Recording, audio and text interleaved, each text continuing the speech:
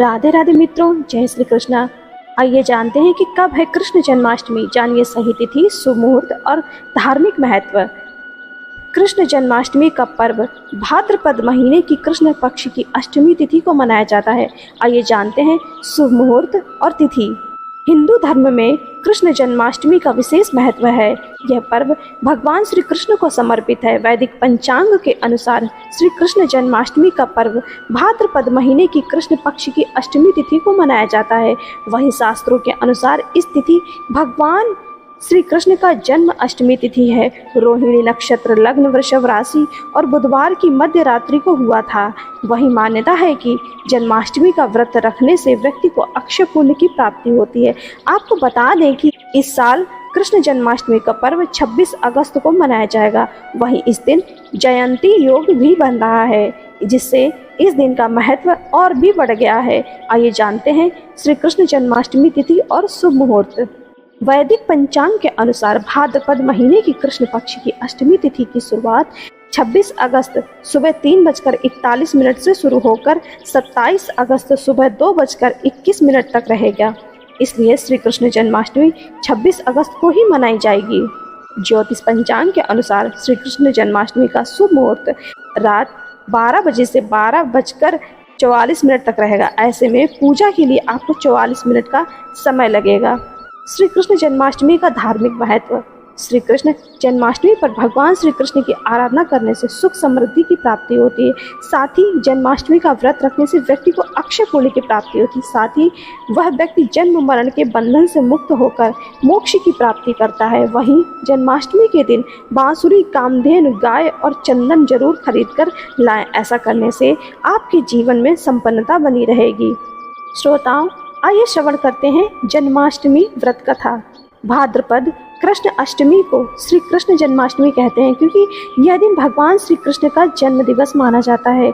इसी तिथि की घनघोर अंधेरी रात को रोहिणी नक्षत्र में मथुरा के कारागार में वसुदेव की पत्नी देवकी के गर्भ से भगवान श्री कृष्ण ने जन्म लिया था। यह तिथि उसी शुभ घड़ी की याद दिलाती है और सारे देश में बड़ी धूमधाम से मनाई जाती है। जन्माष्टमी के दिन भगवान श्री कृष्ण की जन्म संबंधी कथा भी सुनते सुनाते हैं, जो इस प्रकार है। द्वापर युग में भोजवंशी राजा अग्रसेन मथुरा में राज्य करता था।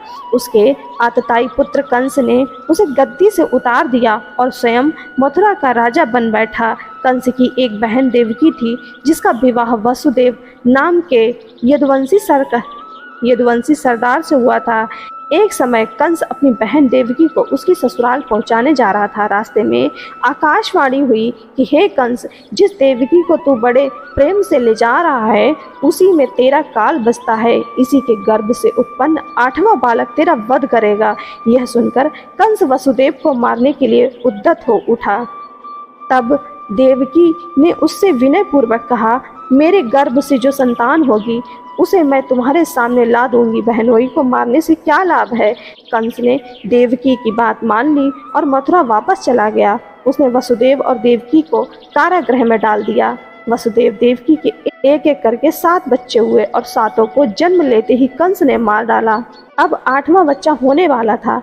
कारागार में उन पर कड़े पहरे बैठा दिए गए। उसी समय नंद की पत्नी यशोदा को भी संतान होने वाली थी। उन्होंने वसुदेव देवकी के दुखी जीवन को देख 8वें संतान की रक्षा का उपाय रचा। जिस समय वसुदेव देवकी को पुत्र पैदा हुआ, उसी समय संयोग से यशोदा के गर्भ से एक कन्या का जन्म हुआ, जो कुछ नहीं सिर्फ माया थी। जिस कोठरी में देवकी वसुदेव कैद थे, उसमें अचानक प्रकाश हुआ। उनके सामने शंख, चक्र, गदा, पद्म धारण किए हुए चतुर्भुज भगवान प्रकट हुए। दोनों भगवान के चरणों में गिर पड़े। तब भगवान ने उनसे कहा कि अब मैं पुनः नवजात शिशु का रूप धारण कर लेता हूँ।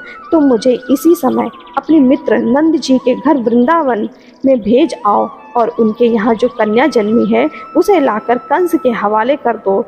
इस समय वातावरण अनुकूल नहीं है, फिर भी तुम चिंता ना करो। जागते हुए पहरेदार सो जाएंगे। कारागृह के फाटक अपने आप खुल जाएंगे और उफनती हुई अथाह यमुना तुमको पार जाने का मार्ग दे देगी। उसी समय वसुदेव नवजात शिशु रूप श्री कृष्ण को सूप में रखकर कारागृह से निकल पड़े और अथाह यमुना को पार कर नंद जी के घर पहुँचे। वहाँ उन्होंने नवजात शिशु को यशोदा के साथ सुला दिया और कन्या को लेकर मथुरा आ गए। कारागृह के फाटक पूर्ववत बंद हो गए। अब कंस को सूचना मिली कि वसुदेव देवकी को संतान पैदा हुई है। उसने बंदी गृह में जाकर देवकी के हाथ से नवजात कन्या को छीनकर पृथ्वी पर पटक देना चाहा, परंतु वह कन्या आकाश में उड़ गई और वहां से कहा, अरे मूर्ख, मुझे मारने से क्या होगा? तुझे मारने वाला तो वृंदावन जा पहुंचा है। वह जल्द ही तुझे तेरे पापों का दंड देगा। यह है श्री कृष्ण जन्म की कथा। श्रोताओं, आपने श्रवण की श्री कृष्ण जन्म की पावन कथा। आप सभी पर श्री हरिनारायण की कृपा बनी रहे। आप सभी का जीवन मंगलमय हो। राधे राधे मित्रों, जय श्री कृष्ण।